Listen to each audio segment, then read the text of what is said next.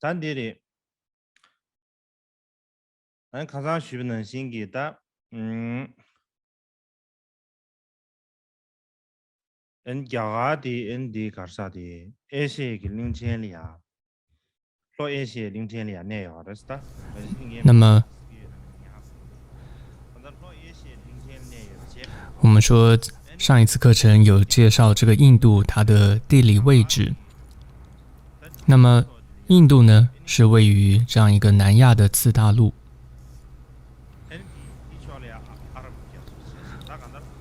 那它是濒临这个印度洋，而且它这个三面是环海的。然后在印度的北方呢是有喜马拉雅山，还有新都库斯山，作为这样一个屏障围绕着。所以在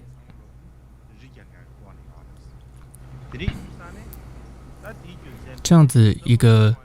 所以在地理上来看哦，印度它是自成了这样一个格局着，就是被这样子环绕着的。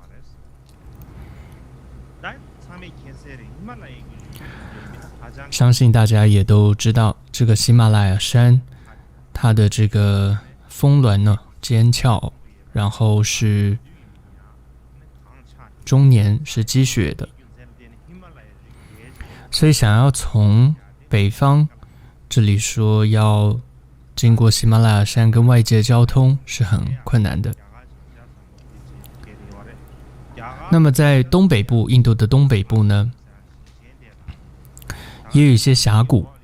那这些峡谷就把阿萨姆，就是阿萨姆，还有这个缅甸分开。所以这些一些山脉中的这些峡谷就将阿萨姆跟缅甸分开。所以虽然这里有这样一些峡谷，从这里也可以跟外界相通，但也是十分困难的。所以从东北方也不容易。那么从地理位置上来看，印度最好可以跟外界联络的一个地理位置是在西北边境，那里有一些山口可以这个通行的。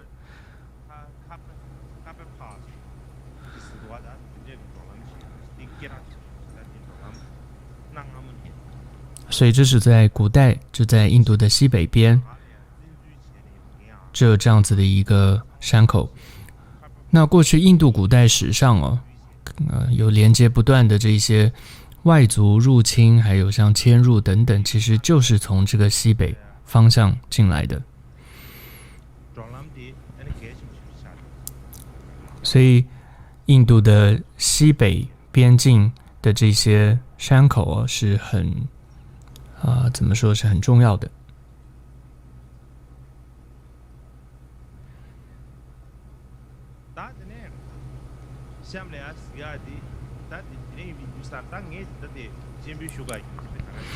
那为什么要给各位看这样一个地图呢？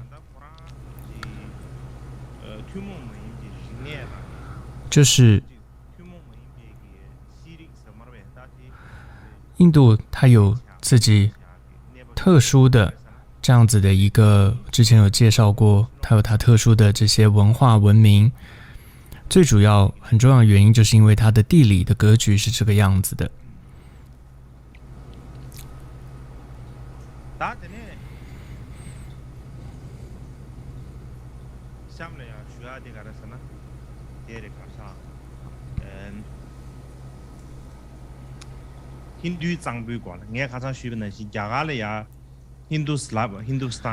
那么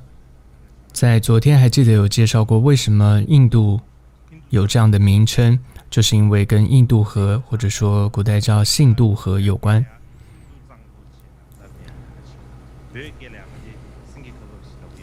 所以印度河呢，梵文的发音是 Sindhu， 藏文是什么呢？就是叫做 Singapore， 也叫做狮泉河。这个印度河它发源于这个藏地的冈底斯山西部。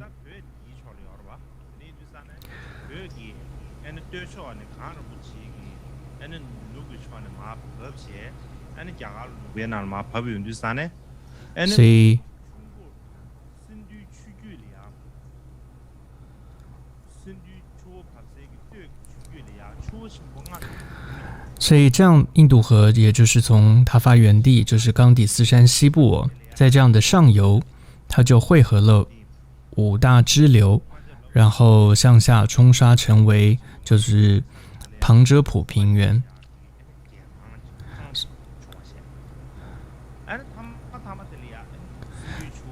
最后呢，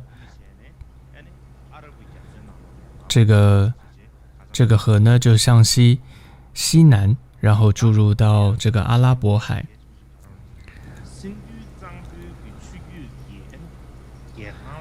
这里我们要知道的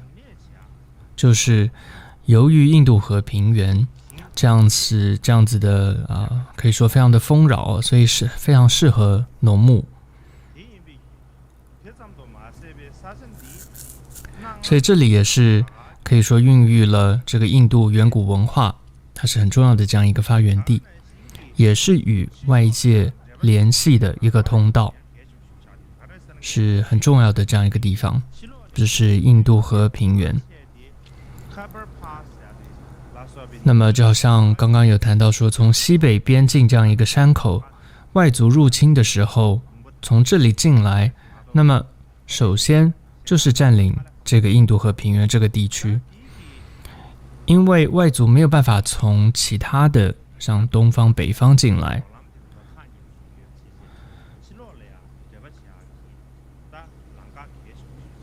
所以西北的这个山口就变成很重要。比如说刚说外族入侵就是从这里进来，然后就占领了这个叫做旁遮普平原，也就是这个印度河平原。这些外族大部分都先占领了这个地方，然后再向东进再占领恒河流域。那么恒河呢，是印度的第一大河，全长大约3000公里。恒河也是一样，它发源地是在喜马拉雅山脉。恒河的支流呢是非常多的，其中最大的一个支流就是叫珠穆纳河。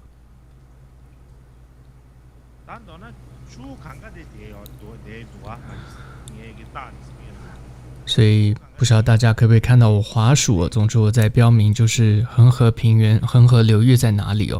总之恒河流域它是这个印度土地最肥沃的这个地区，也是最适合，换句话说就最适合这个农牧的地方。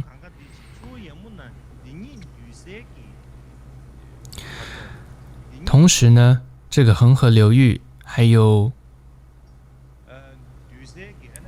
与这个珠穆纳河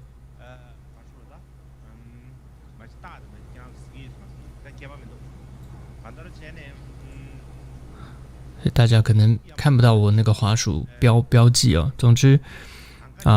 恒河流域和这个珠穆纳河交汇的这样一个河间地，就形成了古代印度最主要的政治经济的中心。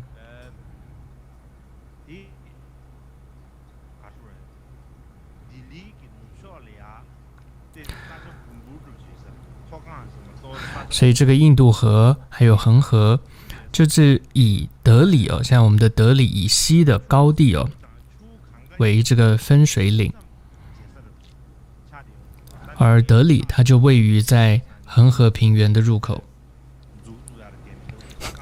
所以这里因为我没有办法在图上标记给你们看，总之就是德里呢就位于在恒河平原的这样一个入口。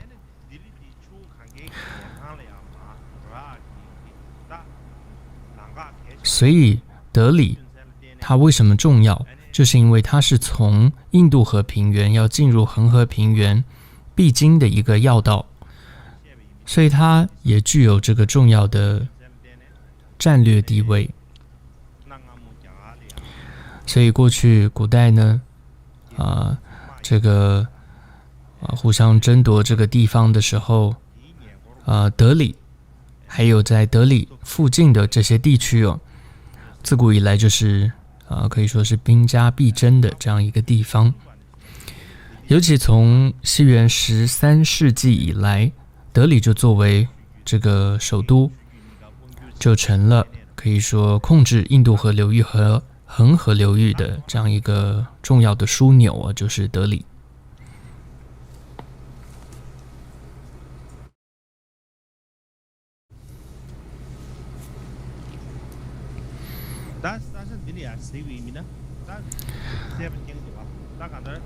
所以如看到这张图也很清楚哦，所以你可以看到整个印度，它北方可以说就是由这种山环绕着屏障，然后接着其他地方又是海环绕着。可以看到印度内部它的地理形势也是很复杂的，比如说在恒河流域还有在印度河流域，它都有不同的这样子的情况啊，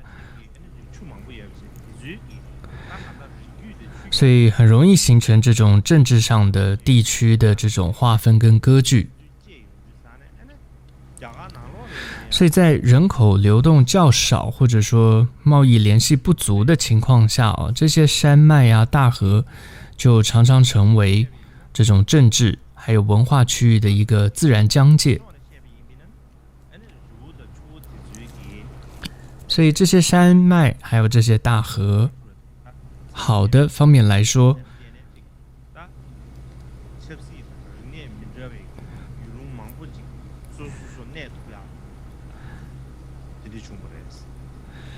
就可以说好的方面来讲，它保护了这些地方的这个叫做各种的文化，孕育了各种的文化。但另外一方面来说，像由西北来的这些外族入侵也形成了这个冲击所以因为人为造成人口一个流动，所以进入一个地区之后，这些外族留下来，那就形成了多种族多语言并存的一个局面。所以从这方面来说，全印度的统一是也为全印度的统一带来了一个困难的。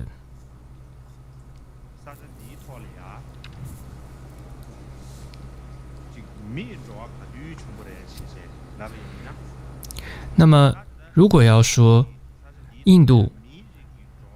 最早的人类活动是什么时候开始，所以最古老发现的遗迹就是从旧石器时代就有了。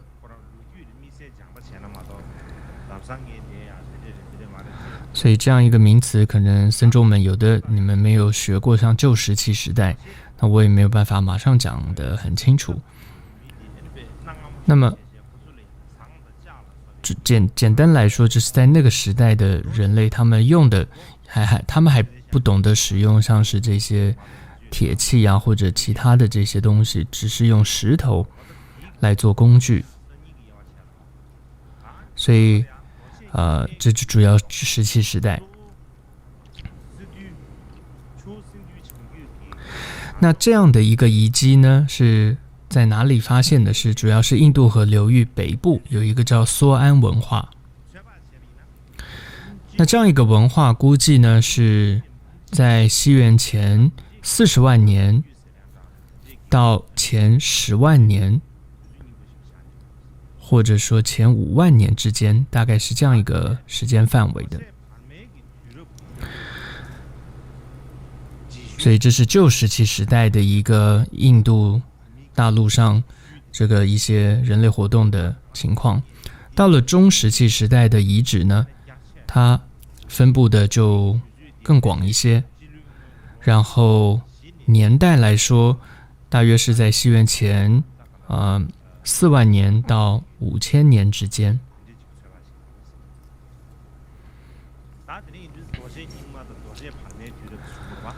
所以这里谈到旧石器时代、中石器时代，然后还有新石器时代。那么这个南亚次大陆就是印度这样一块地方呢，西元前5000年后就进入了新石器时代，它遗址就分布的更广了。那怎么知道的？就是从很多的遗址中发现的，考古遗址中发现的。那这些遗址就更多了，在整个印度分布的就更广了。那么最主要著名的很多遗址呢，是在南印度的很多的遗址哦。那这些名称我就不多说了，这些名称比较难说，难发音各方面比较困难。总之是在南印度就有很多新石器时代的这些遗址。然后就在新石器时代的后期，那么这个文化发展到一定的阶段之后，就出现了农业的小村落，所以他们开始知道怎么样去耕作，然后也开始有聚集成为一些小的村落这样子。然而当时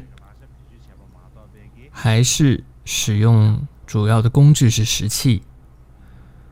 但是呢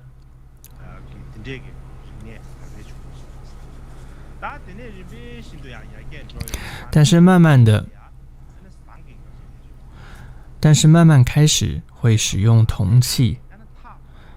而且也会开始纺织。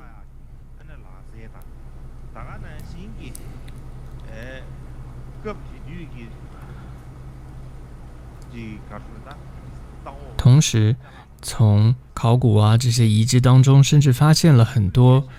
是中亚的，不是南亚就是中亚那边的各种的宝石，像天青石、绿宝石等等。那这个发现代表什么呢？就显示说他们不只是有农耕而已，而且也懂得用商品来做交换。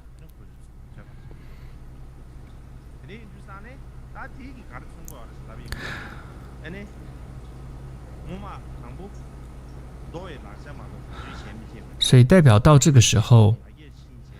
慢慢从最开始用石头，然后接着慢慢用铜器时代，所以这个时代也被形容成叫做最开始叫金石并用的这样一个文化。那么考古学就称之为叫这样一个金石并用的文化。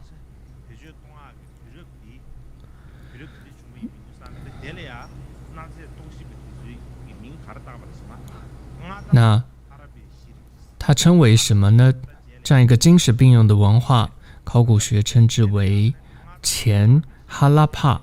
文明。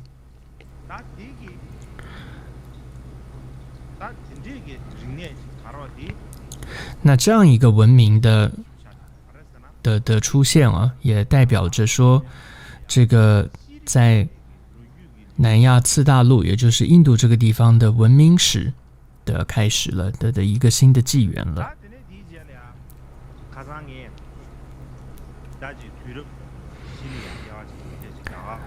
那么之前我提到说，印度呢可以文明有4个时代。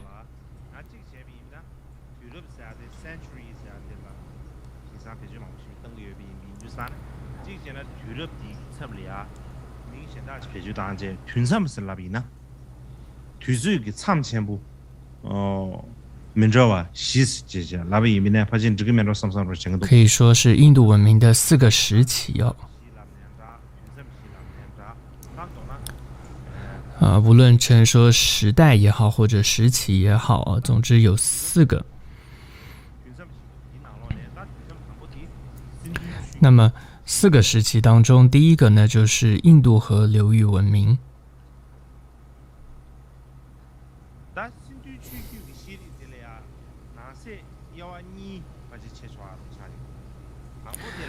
那这里又可以分为2个阶段，一个就是印度河流域文明，是西元前34世纪一直到西元前18世纪。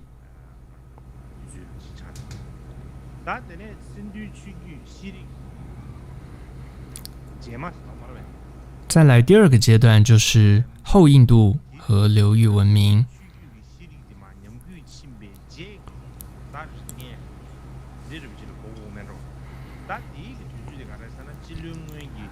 这是西元前18世纪到西元前16世纪。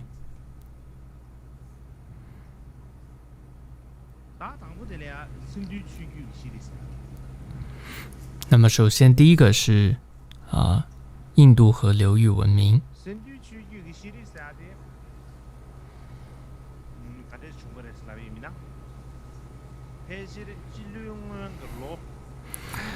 所以大约呢，这个阶段是在西元前3300年开始。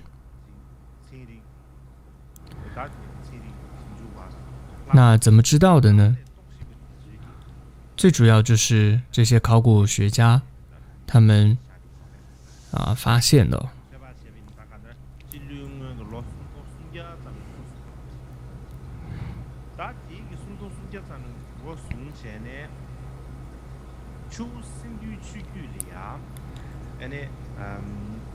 所以就在这个时间，西元前3300年，那么可以说有一个时代文明，就是金石并用的这样一个文化，是从哪里先开始？就是印度河流域有点一马当先一样的，就开始进入到金石并用的时代，同时也创造了印度历史上可以说第一个辉煌的文明。那这个文明就是称为印度河流域文明，它有另外一个名字，也称为这个哈拉帕文明。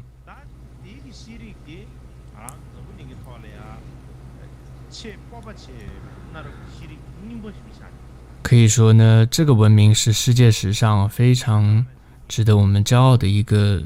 可以说最古老的一个文明之一。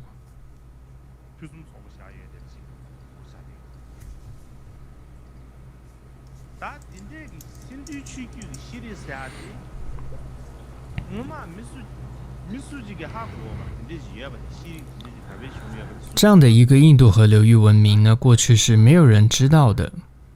是什么时候有人发现？是怎么发现的呢？其实也不是太久之前发现的，是在这个西元1921年到1922年间，就发掘出有一个哈拉帕遗址，还有一个叫摩亨佐达罗遗址，这2个遗址被发现了，所以才知道有这样一个印度河流域的文明。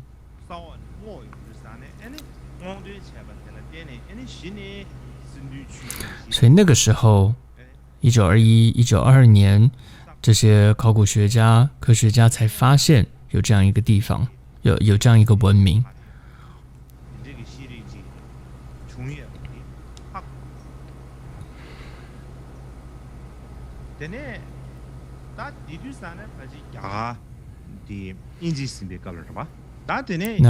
那个时候还是在英国殖民的时候，之后印度、巴基斯坦独立之后，这些考古学者持续的去挖掘，后来他们发现这个印度河流域的文明它的范围就是看到从2个遗址，哈拉帕遗址还有这个摩亨佐达罗遗址等等，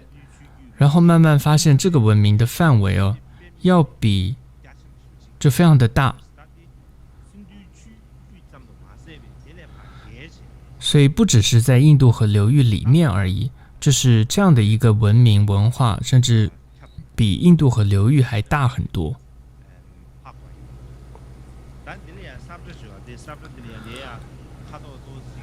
所以这里你可以看到有这样的一个右边这一幅图吧，有一个比较，就左上角有一个比较咖啡色或者深黄色的这一块，那这个就是考古学家发现的这样的一个印度河流域文明，所以大概就是这么的范围是这么的大。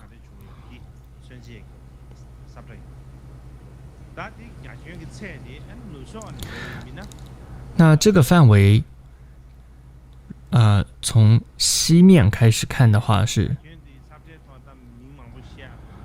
这里有很多的名称，这里可能就不说，总之从西到东，北到南很大。这个范围总面积是非常的大的。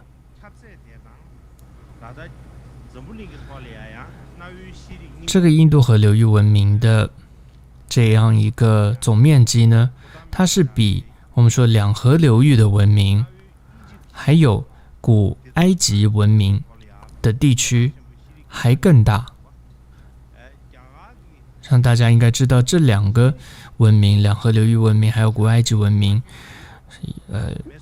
是很著名的。那么然而印度河流域的文明，它的总面积地区却比这两个文明还大。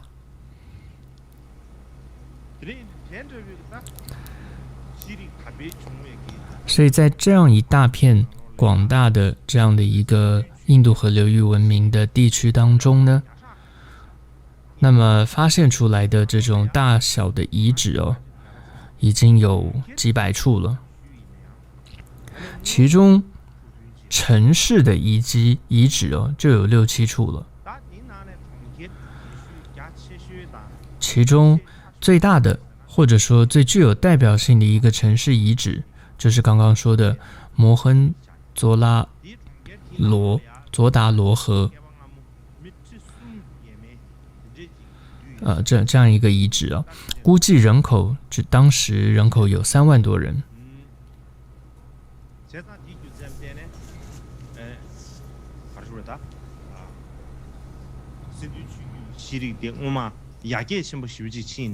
所以从这里可以看到，过去印度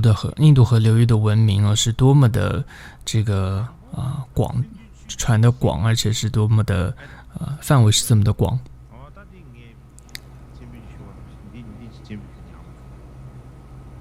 再可能给各位看一个投影，这样大家可能会更清楚。这个就是哈拉帕遗址，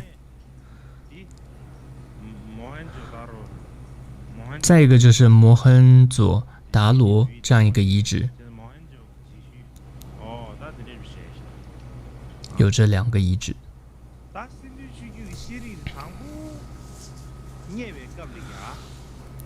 所以在发掘出这样一个印度河流域文明，刚开始它的什么时候开始的年代说法是不一的，但是呢，近几年来透过了这个一种定年法，就是碳14的这种定年法，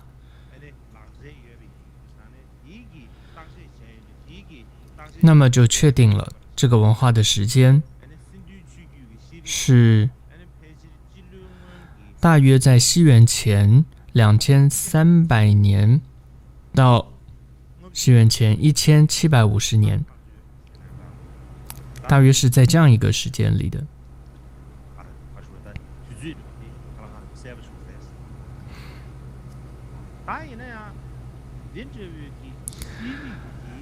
然而呢，关于这个文明它的起源，那一直说法是不一定的。到底是印度自己出现的一个文明，还是从外来移植过来的一个文明，是不一定的，还说法不同的。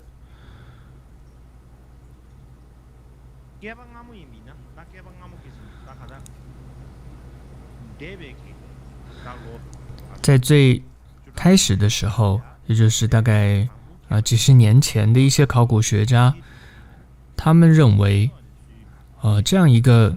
文明，就是印度河流域文明，是由外来人移植过来的。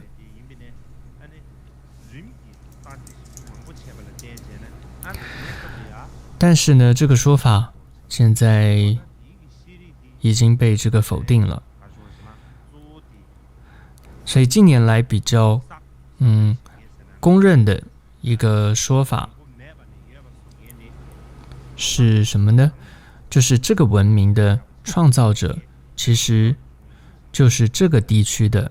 居民，这是本地居民，他们开启了这样一个印度河流域的文明。那么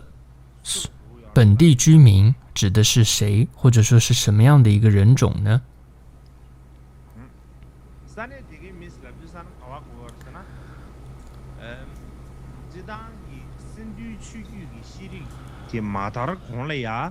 那么在印度河流域文明还没有开始之前，建立之前，就有几种不同的民族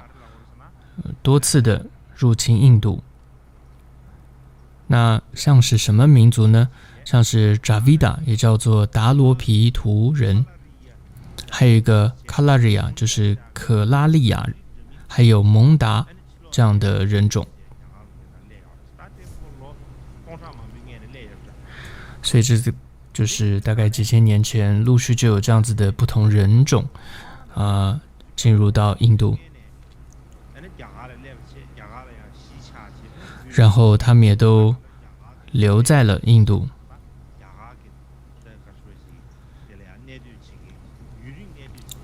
所以就变成了本地的居民。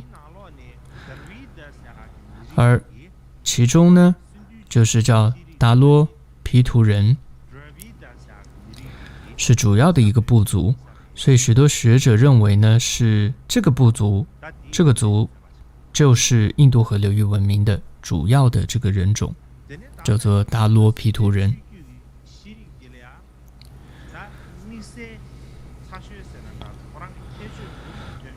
那么这样的一个文明，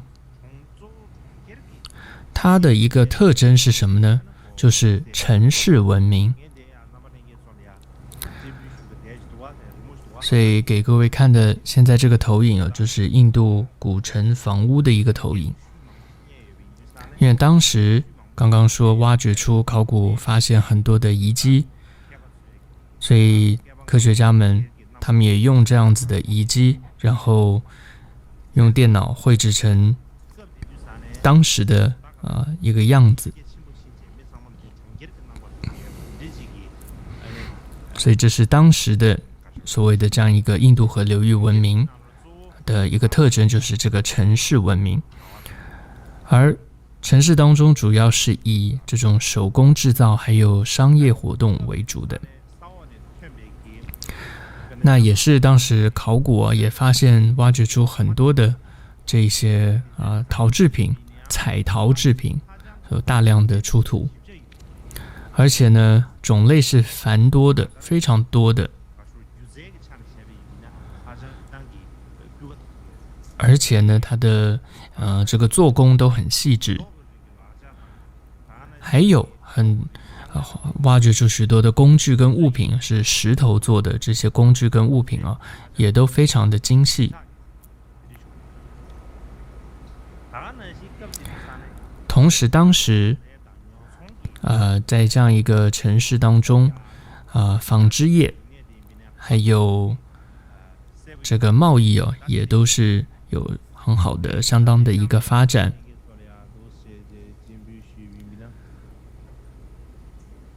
所以给我投影看一下印度河流域文明的一些艺术。所以可以看到这是当时的一些石头雕刻的一些人像，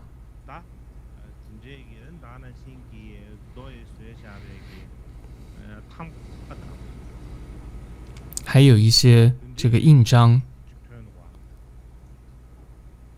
所以当时就挖掘出来这样子的一些印章。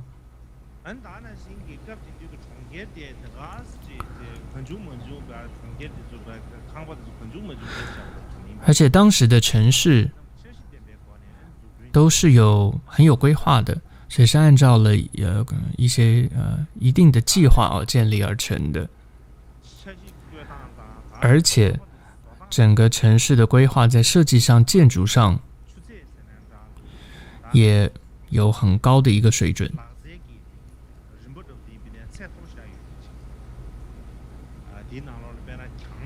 比如说有砖墙，还有城堡，还有像是各种的建筑群、会议室，还有谷仓啊，还有像冶炼的这种炉子哦，还有很多一般的这个普通的房屋，甚至还有这个墓葬都有。所以尤其考古也发现出，在这样一个地区有出土的印章也非常多，有几千枚印章。你可以看到，在这个印章上面都有这些，甚至还有一些铭文、一些文字，还有图像，像是其中投影中有一只大象，然后它的上面应该就是一些文字，当时的文字。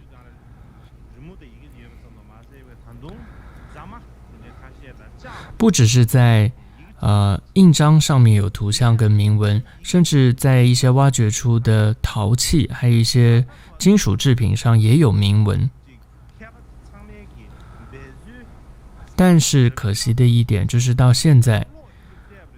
很多学者都尽量的努力的想要解读这些文字哦，但还是没办法知道这些文字到底意思是什么。所以这也让许多的问题还留在那儿，譬如说到底这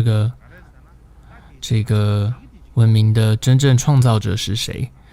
所以人还是不知道。因为如果能够解读这些文字，可能就可以找出一些答案，但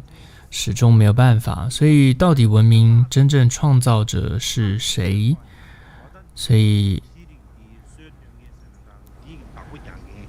可以说还是没有办法说清楚。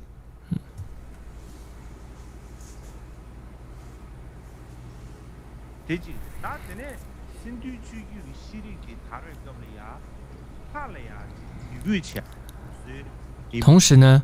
我们发现到印度河流域文明当时就有一些神奇的崇拜的。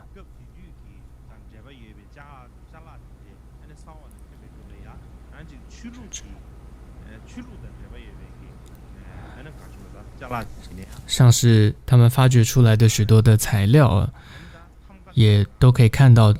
跟宗教多少是有一些关系的。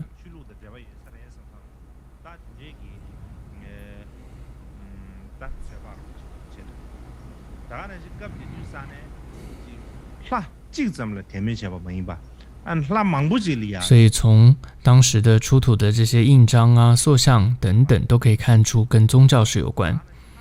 而且从图像当中会发现，他们崇拜的是不只是一尊神，而是很多神，而且还有一些动物形态的神等等。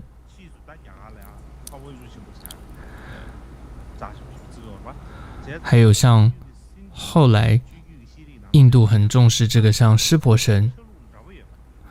那所以也发现很多当时的形态好像跟后来印度教当中湿婆神的形象很接近。同时从这些印章上也的一些女性的人像来看，似乎就是一些女神，对于女神的崇拜是那时候就开始。所以不只是他们对男性的神有崇拜，那时候对女神也是有崇拜的。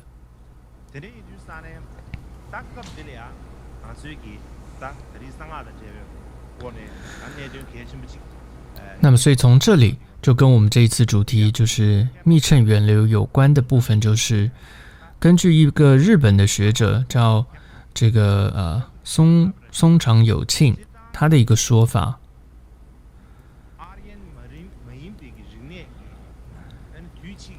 他曾经就说，毫无疑问的，这些非雅利安的文化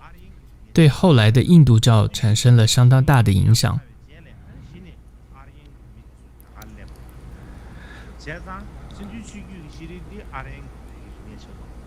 所以当时你看，印度河流域文明还跟雅利安人没有关系哦，所以算是属于叫非雅利安的文化，这已经对印度教产生了很大的影响。所以因为印度教当然受到雅利安文化哦，但甚至印度教这里提到，他这位学者说非雅利安的文化也有影响。所以他就进一步推论说，因此佛教当中密教也从这些非雅利安的文化中，就像印度河流域文明这里的这些文化中继承了很多的元素，有这样一个说法。所以到底什么叫非雅利安文化，那我们之后会再讲多一些。好，那就先暂时讲到这里，先休息一下半小时之后再上课。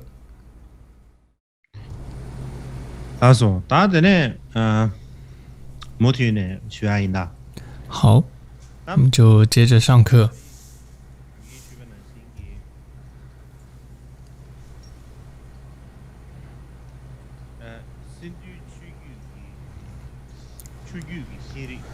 那么刚刚有谈到说，这个印度河流域文明，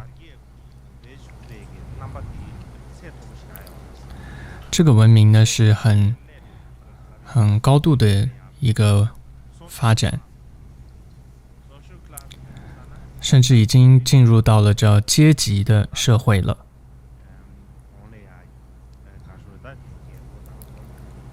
换句话说，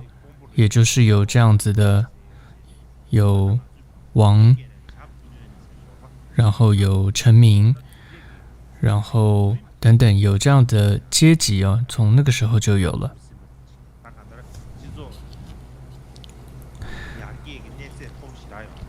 所以这个文明呢，它的社会发展已经进入到这种阶级的社会，而且也有了这个早期的一个国家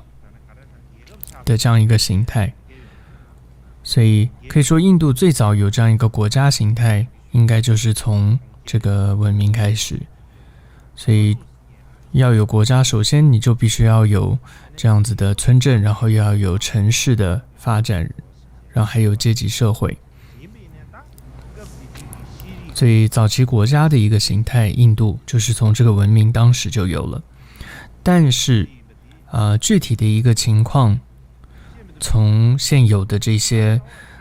资料来看呢，还是没有办法清楚知道，因为就只有从一些考古出土的一些这些发掘出来的材料能够知道，其他更清楚的这些线索是都没有。无论就像之前说，也没有任何的历史的记载，然后只能从这些考古出来的器皿啊这些东西，才知道有这么一个文明。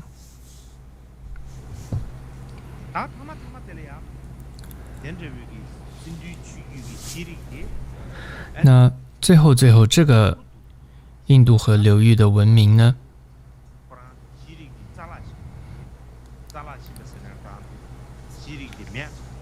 那它就这个消失了。那这个文明是如何消失？为什么会消失？过去的有一些学者认为，这个跟就是雅利安人的这个入侵印度有关。换句话说，这个文明是被雅利安人所摧毁了，有这样的一个说法。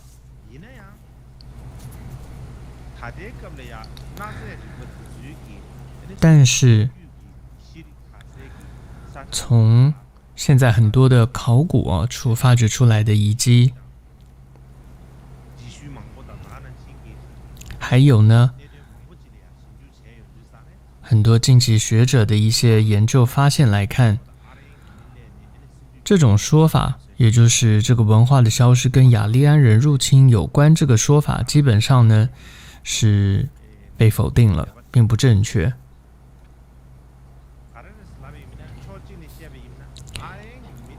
为什么被否定呢？是因为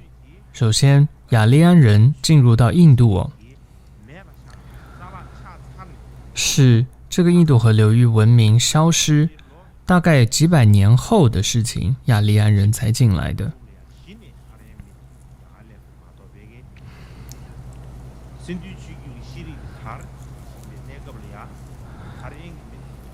所以时间上来说是不对的，也就是印度河流域文明还兴盛的时候，那时候雅利安人根本还没有进来。另外呢，如果说这个文明是被雅利安人摧毁的话，那应该会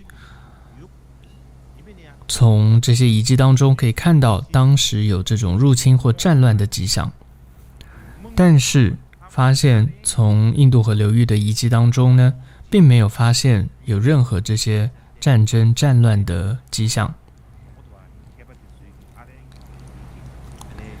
所以呢，这种一些学者早期认为这个文明消失跟雅利安人入侵有关的说法就不太可信。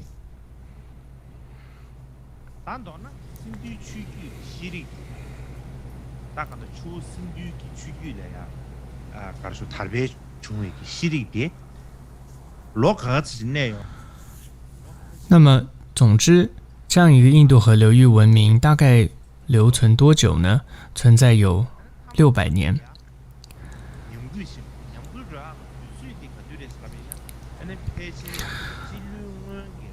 那之后这个文明消失了，是在西元前大概1750年左右，这个文明就衰落了。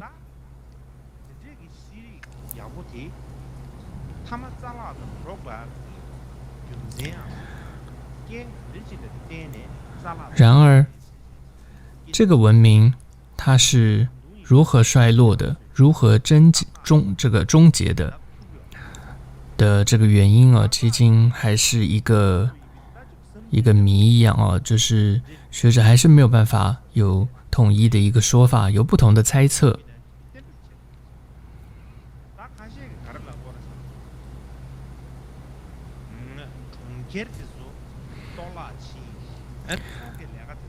那总之当时最终城市遭到了破坏，这些商业也停止，然后手工制造业也衰败了，就像刚刚说这些各种手工业都衰败，然后呢人口呢也都流散了。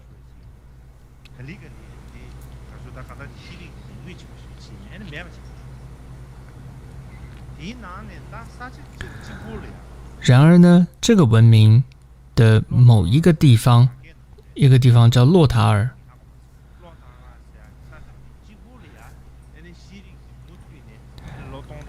这个文明呢还持续延续到了西元前1000年呢才结束，所以这个文明只有在洛塔尔这个地方延续下来多久一些，其他地方很快就衰落了。所以呢，为什么总之这个文明会这个终结衰落？一些学者认为可能是生态环境的改变，气候的变迁，所以这可能是一个重要的因素。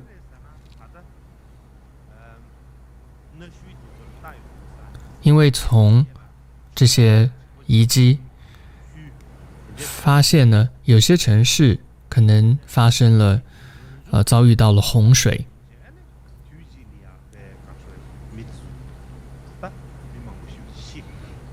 所以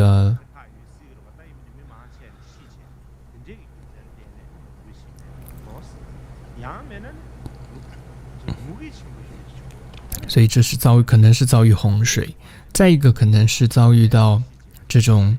大的饥荒，也是因为气候变迁造成了饥荒。那么还有可能是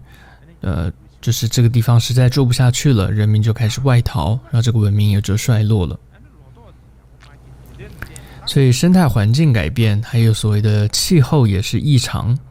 可能是非常的炎热干燥，然后粮食也都无法收成，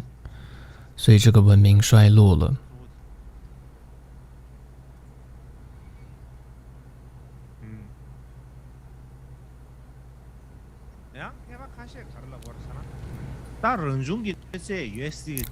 所以总之呢，很多人都学者认为是自然条件改变造成了这些文明的衰落。那也有人认为是自然灾害还加上了外族的入侵有这样子的一个可能性。但到底是什么外族也还不是很清楚。总之呢，有很多这样子的不同的说法，但应该最主要就是自然条件改变，就是整个生态的平衡被破坏了，所以很多人比如说遭遇洪水、饥荒，而造成了这个文明的衰落。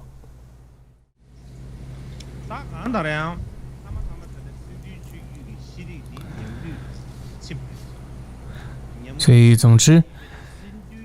这个印度河流域的文明虽然说最终是衰落了，但对后来印度文化的发展却有很大的影响。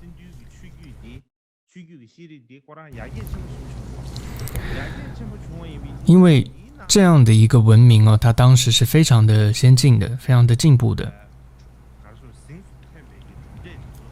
所以它的这个文明的许多的成就，所以后来也都透过很多后来的这个文化的这种继承呢，就流传下来。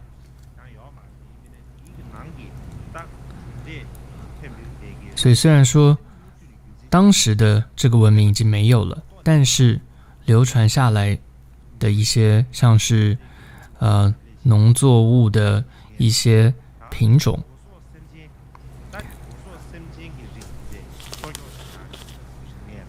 还有一些这些家禽家畜的这种品种，还有很多纺织的工艺跟这种手工制造的这种技艺也都流传了下来。还有之前我们也提到，这个印度河流域文明，它也有很多宗教的元素，譬如说他们信仰、崇拜这些神祇，尤其对于这个女神的崇拜。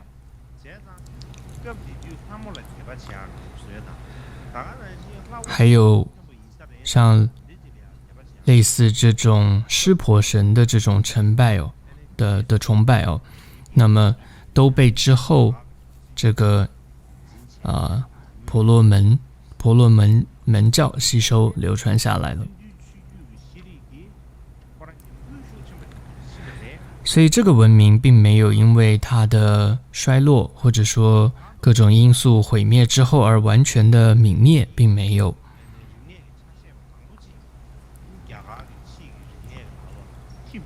它反而成为了这个可以说印度文明史的一个起点，所以它流传下来的这种各种的因素构成了整个印度文化的最重要的一个渊源。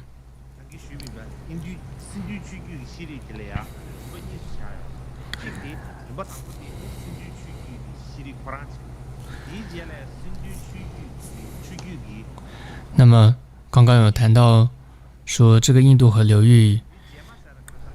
衰落后，就有后印度河流域的文明。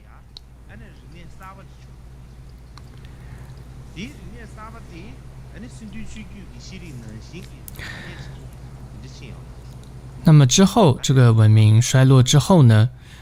就是到了后印度河流域文明。当时呢，在这样一个印度河文明遗址的废墟上不久之后，又出现了一个新的文化。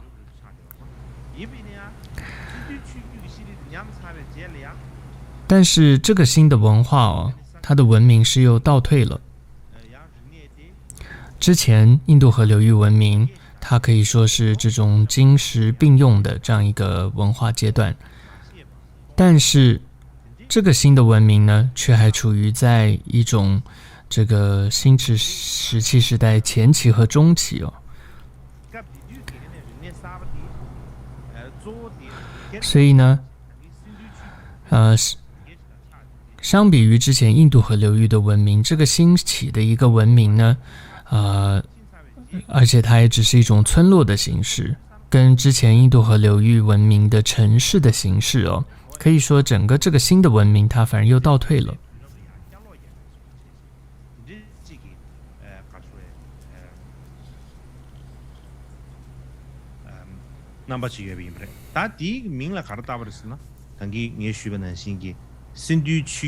所以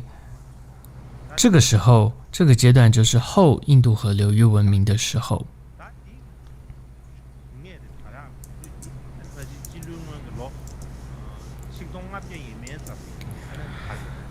所以这个后印度河流域文明的时间呢，大概是西元前1500年左右。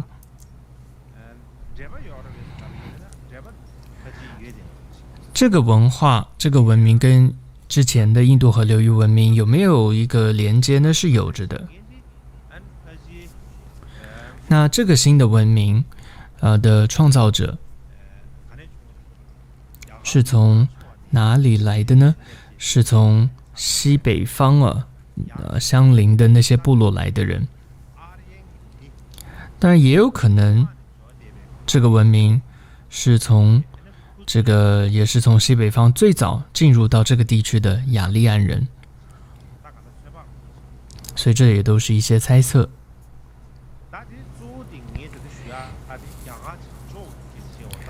那最主要这都是讲到了这一块文化都是你可以看到是印度的北方的情况，但印度它很大的，像是南印度还有东印度等等。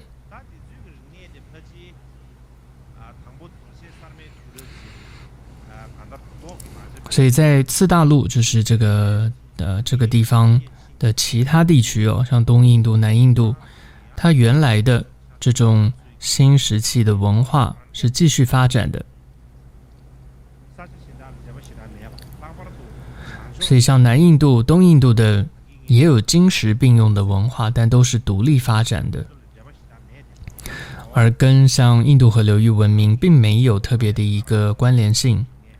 所以就是在当地，像东印度、南印度当地的居民，他们所创造出来的、独立发展出来的一种文化，并没有受到北方这个的文化，也就是印度河流域文明的一个影响。总之，在当时呢，可以说全印度东方、南方、北方这个时期的各个文化创造的这些群体还有种族都是不同的，还有这个每个文化的起源还有他们的水准呢，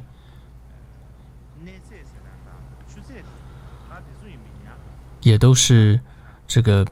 不同的。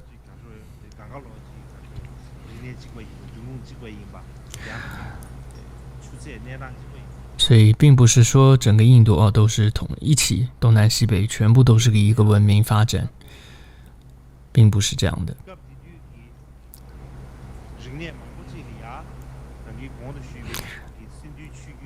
但是无论如何，各个地方的印度各个地方的这些文化文明或多或少其实都还是受到了这个北方印度河流域文明的影响，或者说可以说继承了它的部分的一些内容、一些遗产。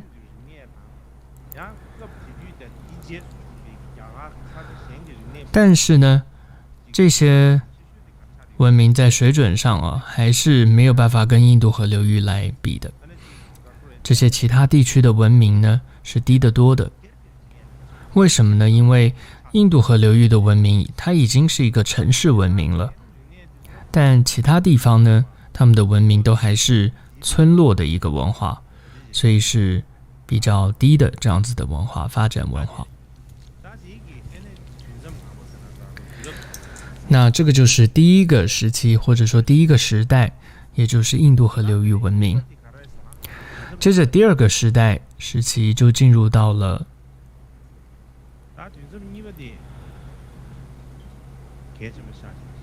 这是很重要的一个时期，就是这个吠陀时期。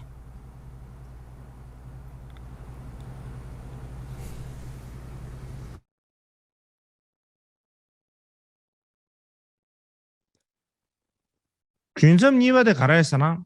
아니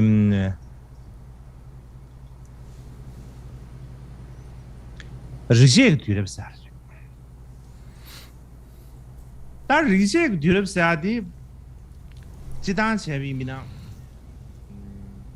Peki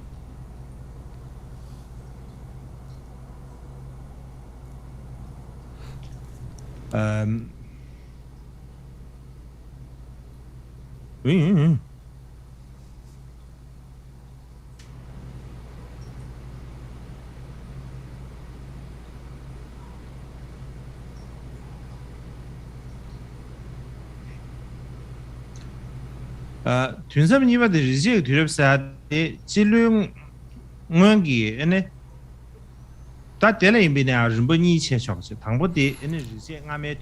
那在这里也可以分为两个时期，就是吠陀时代的早期，又称叫旁遮普时代。那为什么叫旁遮普时代？就我们后面再来讲。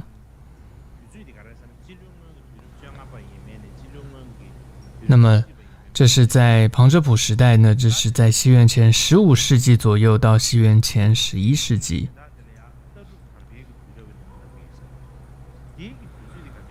那么吠陀时代的晚期那么这是西元前11世纪到西元前6世纪左右。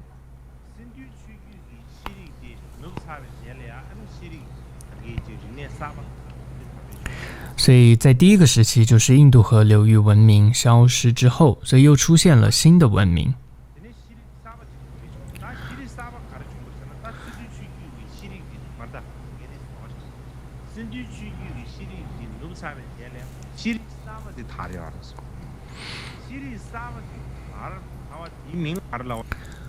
那这个新的文明称为是什么呢？就是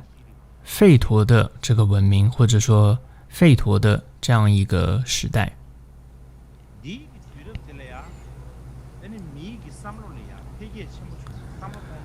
那这个时代呢，总的来说就是人们在思想上还有哲学体系的发展上都非常的有开展。所以就像刚刚说，这样一个吠陀时代，它有早期跟晚期这样的两个时期。那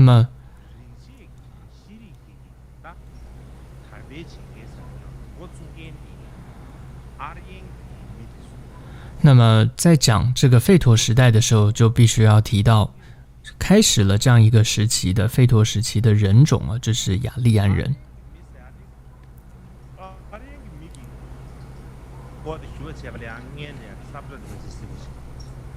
那可能这里先让大家看一下这个一个投影，一个地图。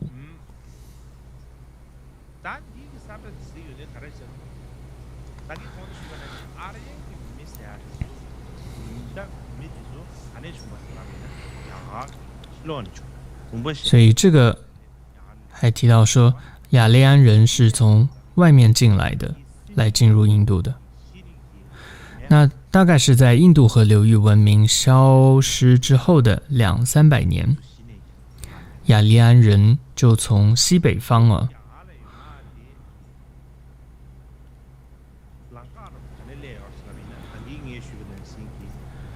分批的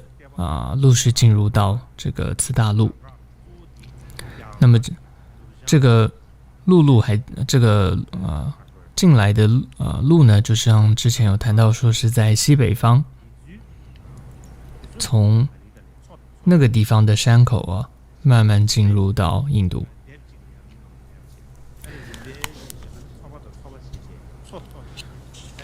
那他们也不是只这样子进来一次，而是分批陆续的进来，然后就在印度呢就定居下来。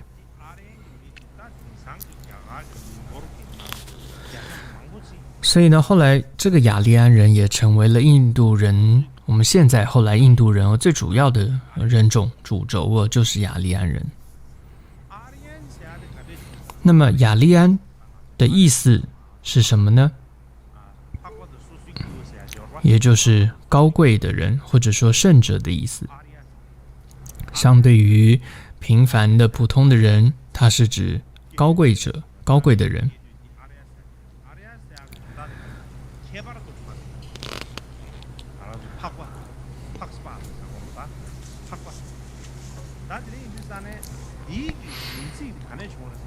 那这个词最早是出现从这个吠陀经典中出现的，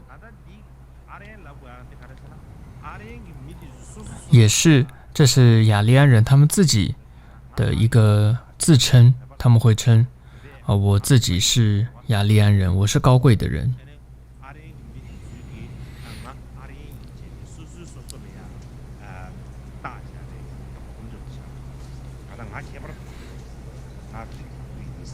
那换句话说，就是自称说自己是一个这个种族比较高贵的人，有这样的意思。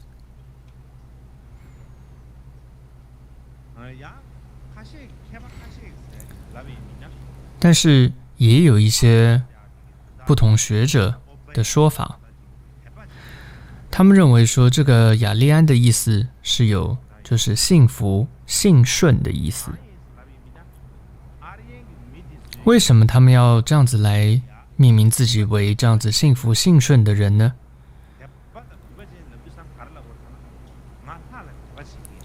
最主要就是在强调说自己是相信神的、信顺神的、信服这个神的人种，所以主要是来显示跟原来的那些人种，原来他们还没进入印度的时候的那些人种呢，做一个区分。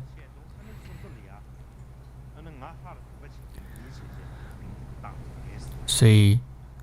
称自己为是信神的人，信顺神的人。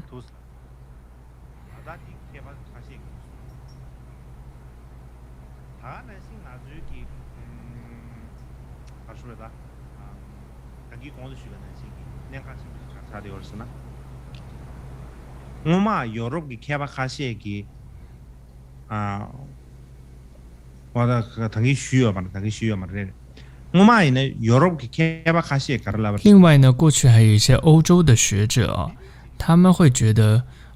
这个雅利安人是一种是一个种族，譬如说会认为是藏族是一个种族，那这个汉族、藏族各种族欧洲学者会以为雅利安人是一个种族，但是后来很多的研究已经否定了这个说法，雅利安人并不是一个种族。事实上，因为雅利安人里面它其实包含了很多种族，它并不就是一个种族。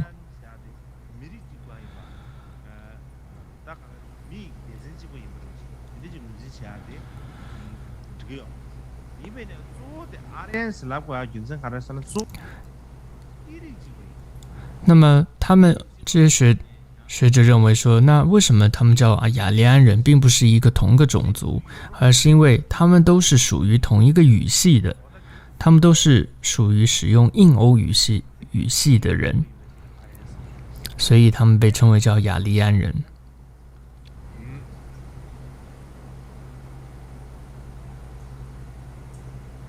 但这两个这些学生呢，那拍起见多的什么程度？아리엔기 미디도 간데 충분해서 당부 영서의 위에시아기 롱번에 충분했어. 위에시아기 사자 질이야 어느 곳에 되게 어렸어. 단 내야 기들이야 내야 세부 옆도가 세부 고고에. 那么所以可以看到这个投影哦，他们最开始就是在中印度，就待在这个，对不起，待在中亚。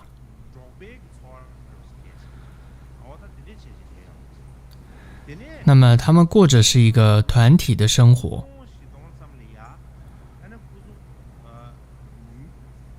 然后大概在西元前3-4千年，然后这个民族呢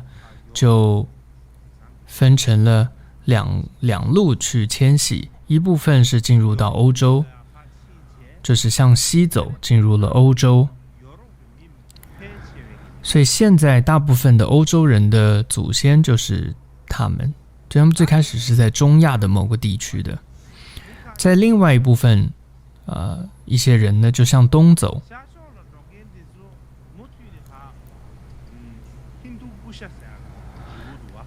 那向东走的呢，他们就越过了这个新都库斯山，然后穿越过这个喀布尔河谷，也就是阿富汗那里的喀布尔河谷，然后经过了这个开伯尔山口然后来到了阿富汗的一个叫哈拉夫瓦提河，还有跟五河当中的维达斯达河之间，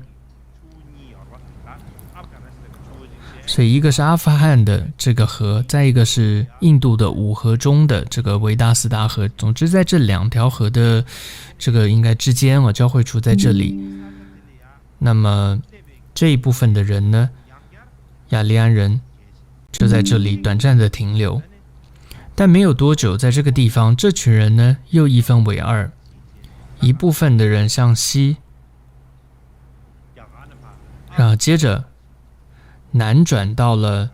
这个伊朗高原就是现在的伊朗这个地方，他们就开创了后来的这个叫波斯的文明。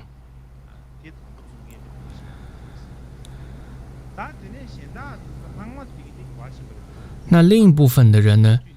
继续呢就朝东南方向，就是继续往印度这里前进，就进入到五河流域，那就是现在的旁遮普地区，然后就留在了这里。所以到了这个旁遮普的这些雅利安人，他们就被称为叫做印度雅利安人种。所以最开始这个雅利安人是在中亚的一群人，所以有的就到了欧洲，有的又到了伊朗，但有的又到了这个印度。他们最开始是过着团体生活，所以他们是用同一个语言的，都是印欧语系的。然后同样这样使用印欧语系的这样的雅利安人，就有的到了这个欧洲，有的到伊朗，有的到了这个印度，但他们使用的语言都是一样的。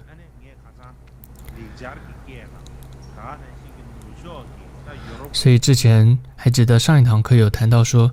像梵文啊，还有欧洲许多的语言，他们的语系最开始都是来源是一样的说法，就是依据是这个，因为都是雅利安人扩散出去的，都是同样使用印欧语系的人扩散出去的。当然，最后他们都在不同的地方，然后开启不同的文化。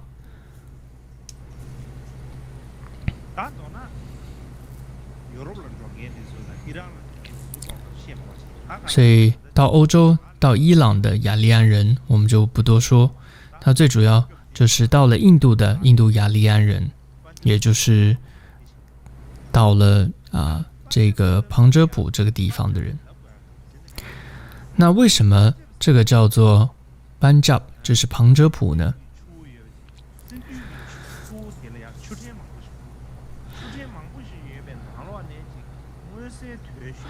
那么这是因为在注入印度河的支流当中最主要的、最清楚的就是有5河，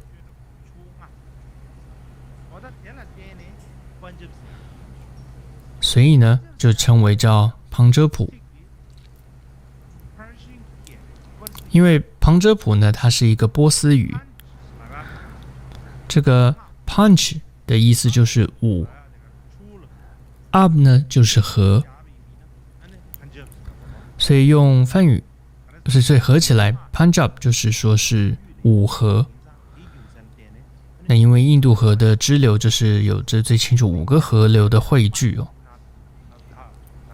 那同样这个词在梵语来说就是 Panchanada 这样子，也就是5河的意思。那当然除了这样的说法之外，也有7个河汇聚之说，但基本上都是在5河的基础上衍生出来的不同的说法。所以总之 Punjab 这个名字就是5河的意思。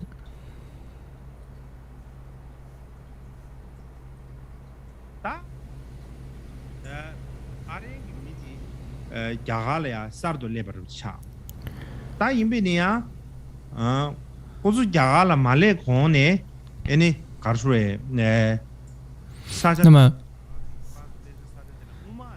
当雅利安人没有进入到印度之前的人种，本来就有一些人种，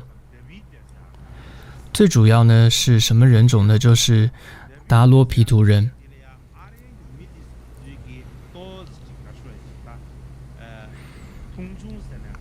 但是呢，在雅利安人进来之后，他们也就有一点瞧不起这个原来的达罗毗荼人种，所以对他们来讲，好像是属于劣等的这个人种，所以雅利安人称自己为雅利安，就是高贵的人。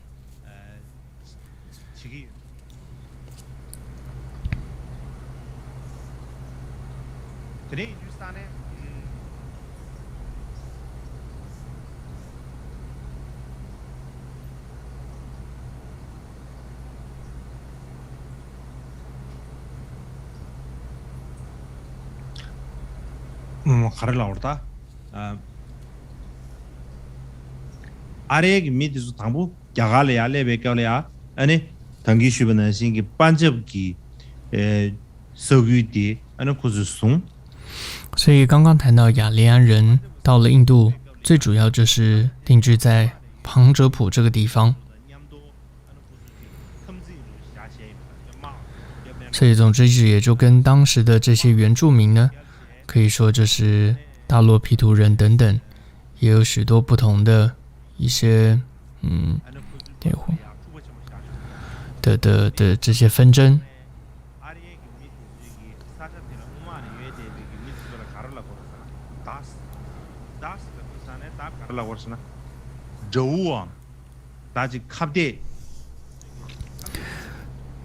所以在这里呢，他们就跟原住民有很多激烈的抵抗。那这些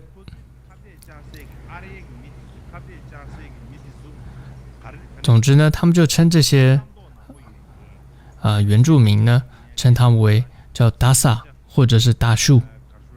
意思就是是敌人。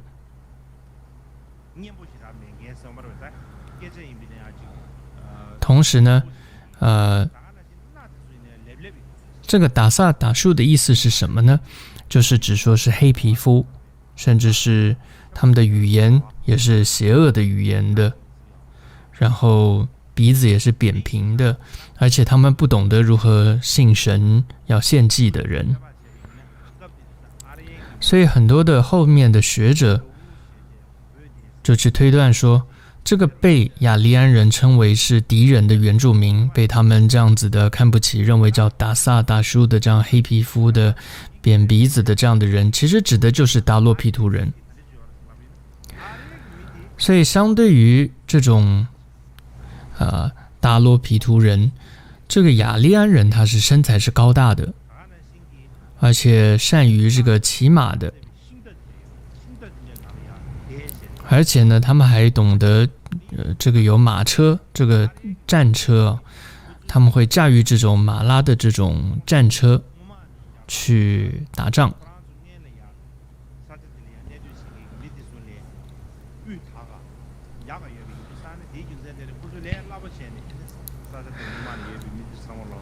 所以他们很容易就把这些比自己还低劣的原住民就战胜了他们。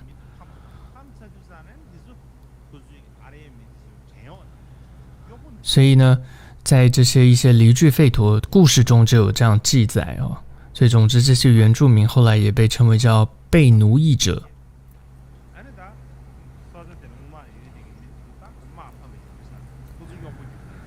所以他们就变成了这种原住民，就变成了奴隶一样。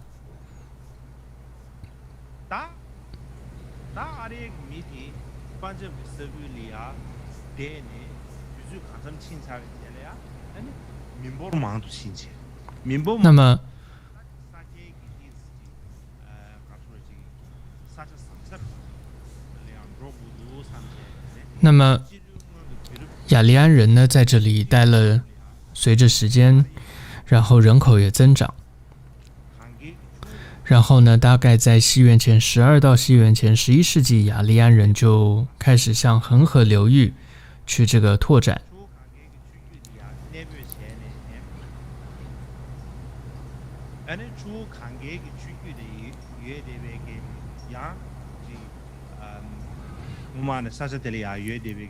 所以他们除了征服在这个印度河流域的这个达罗毗荼人之外，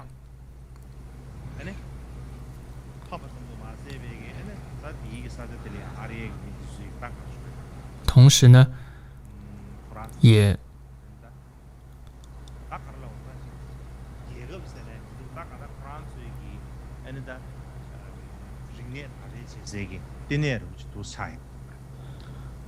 征服了恒河流域那边的一些人种，然后形成了自己的一个文化。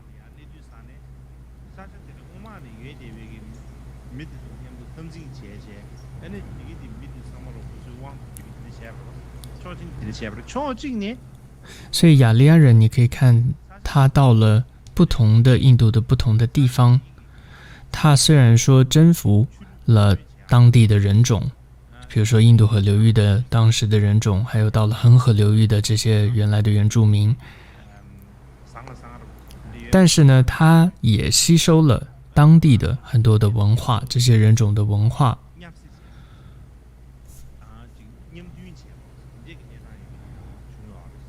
所以就融合结合成他们自己很特殊的一个文化。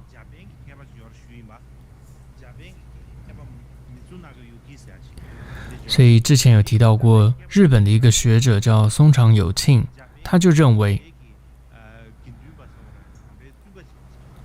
那他是这个松长友庆他是这个僧众，日本的一个僧人，尤其是在密乘非常的精通。他的认为是说，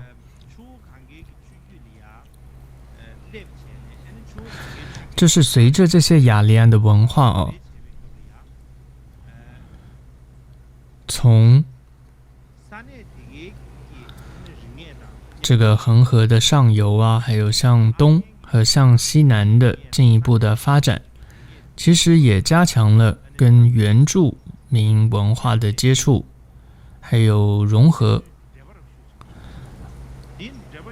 还有这种叫因为这样的接触跟融合，所以将可以说这个文化也重整了，就是结合了吸收了不同地区的文化。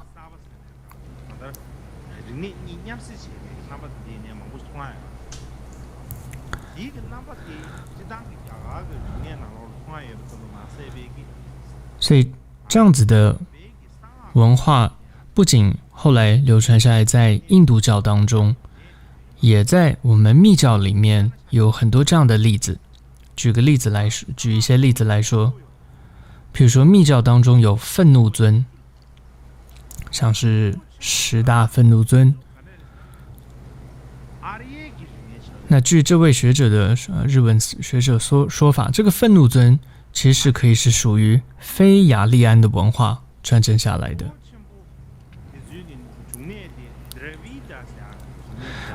而这个愤怒尊的非雅利安文化，它指的就是达罗、毗荼这样的人种传承下来的。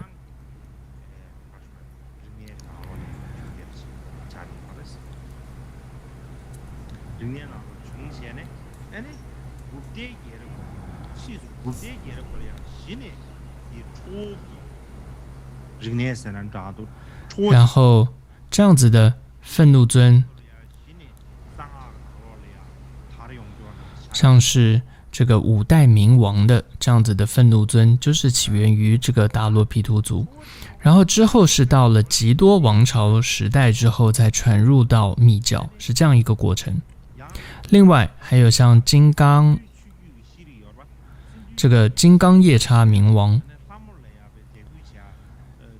也被推测是跟印度河流域文明的一个叫母神雕像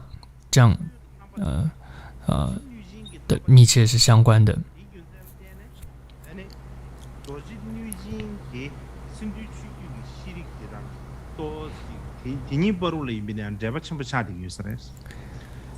所以这里像金刚夜叉明王密乘里面提到的，就跟这个印度河流域是有关系的。另外在密乘里面还有提到夜依观世音，还有像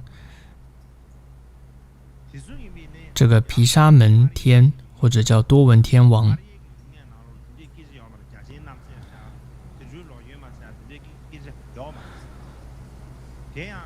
所以夜依观音或者说毗沙门王、多闻天王，这也不是雅利安族里面的内容，它其实也是出自于非雅利安人的。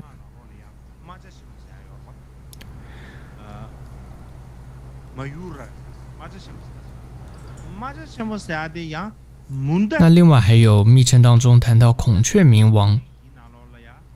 那它是出自于这个孟达或者说孟达人种啊，就是在这个恒河流域的这个孟达人种，它的词汇里面就有这样子一个跟孔雀明王有关的。然后像龙王，那这也是在密乘里面特别会提到的。那这不只是密乘，在佛教当中这个显乘里面也会提到的龙王，甚至在这个声闻乘的经典中也会提到龙王。这个龙王它的起源也不是这个雅利安里面，它是属于非雅利安的一个语言。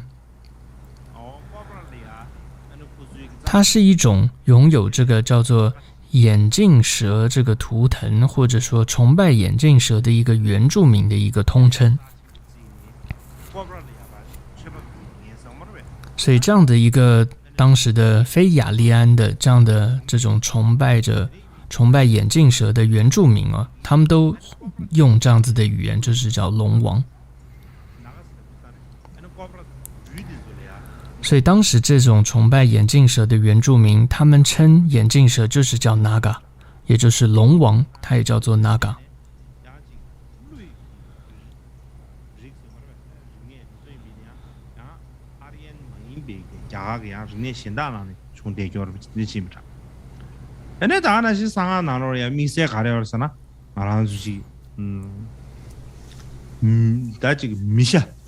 这个戳的这里啊，就米下上个，还有像是密乘当中有这种比如说有鲜血这样血淋淋的这种形象，还有像是这个食用人肉啊，还有或者说各种人的头盖骨做成的骨饰啊，还有蛇做的手镯啊等等，这些其实也是非雅利安文化，就是这个达罗毗荼这样子的人种，在他们的语言当中这样子的人种，他们就会有这样子的崇拜，有这样子的作为，他们会崇拜他们的一种母神，他们就会用这样子这种特征的，所以这也不是起源于雅利安人。所以密乘当中你看到很多这种形象啊，人头骨啊这种形象，它也是可以说不是起源于雅利安人的，是这个达罗毗荼族的。像这些特征，尤其在我们后期密教的母序当中啊，很多的这些所谓的母神或者女神的一些这个特征都可以看到。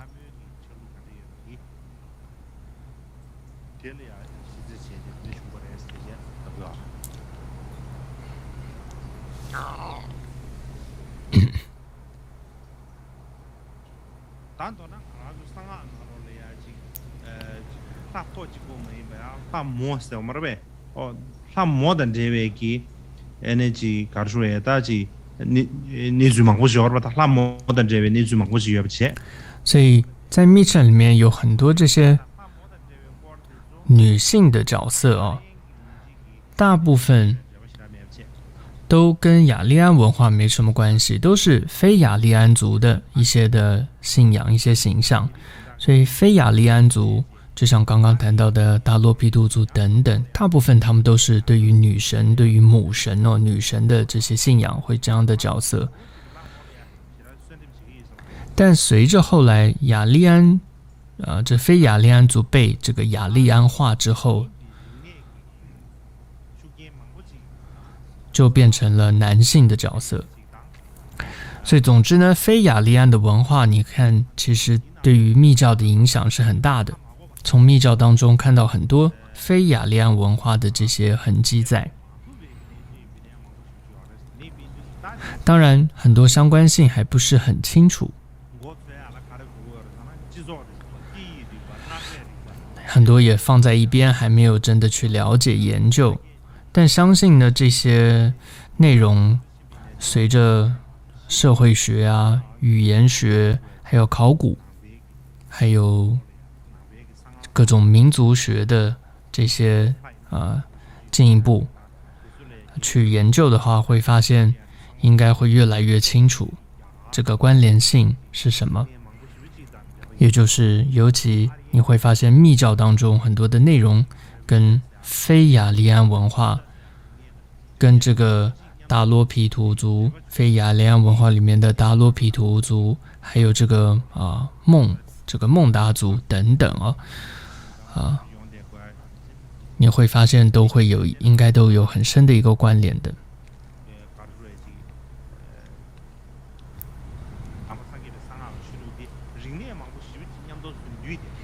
所以密乘你会看到它是包含了很多文化结合在一起，它可以说像是各种不同文明的一个宝库是一样的密乘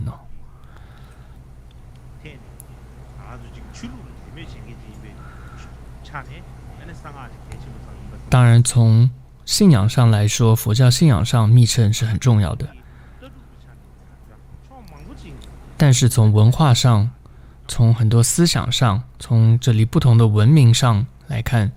密乘都非常的珍贵。所以你可以看到这里密乘里面包含了很多不同的印度的文明，而且包含了很多的思想，而且不只是印度教的，还有更早期的不同的这些思想都包含在里面。所以可以说密教它就是一个印度古文明的这样子的一个宝藏。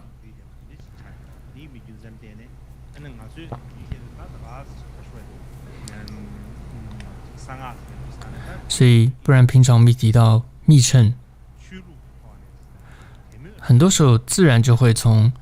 信仰宗教上去看它，就是佛教的信仰，但是却对于到底密乘跟印度文明，尤其印度古文明的一个关联性，却是很陌生的。所以总之密乘它有这样一个特色在这里的。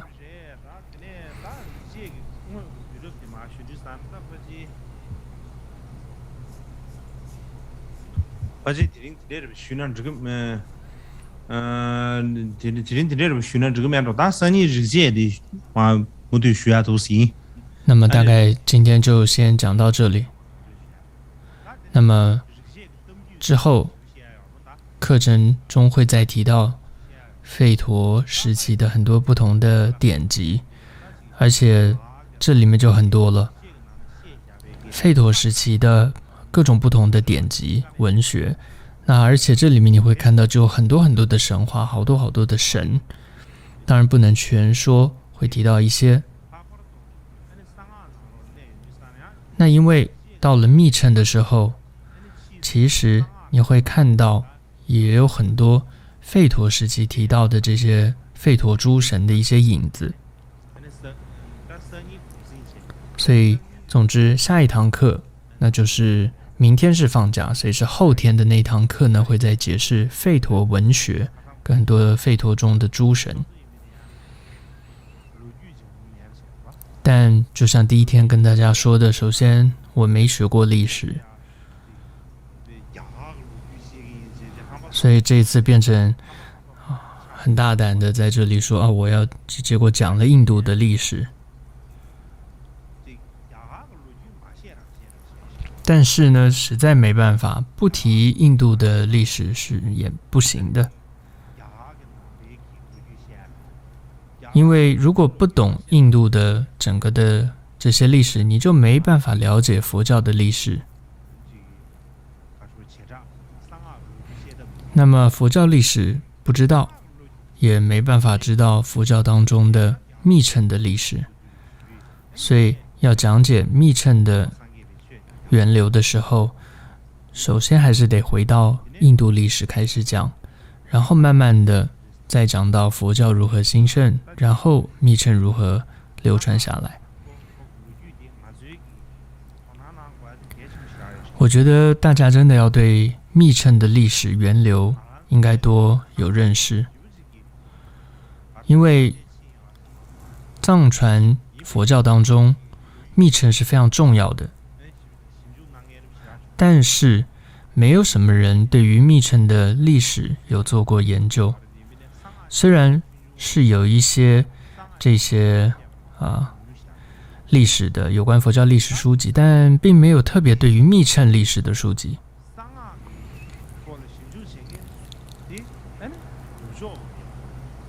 但是现在来说，西方也好，东方来讲是日本对于密乘的这个学者，对于密教是非常精通的，所以结果变成我们说自己藏传是修持密乘，但是根本没办法在同一个这个地位上去跟他们谈，因为根本我们不懂这些历史，我们是几千年传承了这样子的密乘，这样的行持，结果变得我们没有办法跟他们平起平坐的去讨论这个密乘的话，这就很可惜了。所以我觉得要补足这个部分，就是要藏传佛教我们要补足密乘的历史这一块。现在是稍微好一些，更以前的话，其实西方人刚开始对于密乘的观感是不好的，尤其对于西藏的藏传的佛教中的密乘是观感不好，他们甚至觉得西藏藏传的密乘不是真的密乘，是错误的密乘。西方有这样子的一些说法。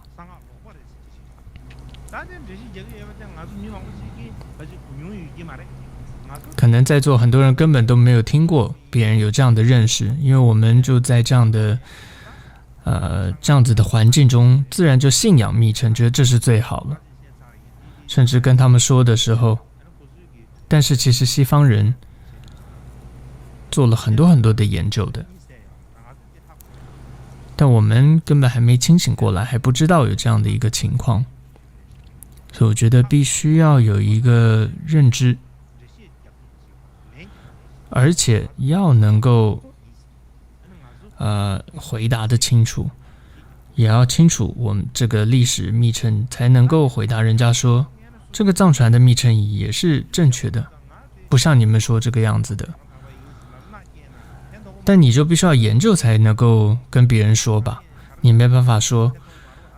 我向三宝发誓我说的是真的，这样跟对方讨论没什么好说的。所以你必须是站在了你要站得住脚的这些学说还有研究，你才可能说自己藏传佛教这个密乘它是正确的。所以总而言之，对于密乘的历史源流有更深入的研究是非常重要的。我觉得在密乘当中，尤其是藏传佛教的密乘，它是非常亲近、非常可以说正确的一个密乘，但是我们必须要有非常清楚的研究跟这些站得住脚的说法才能够跟别人说服别人，跟别人讲。好，就讲到这里，最后我们做客诵。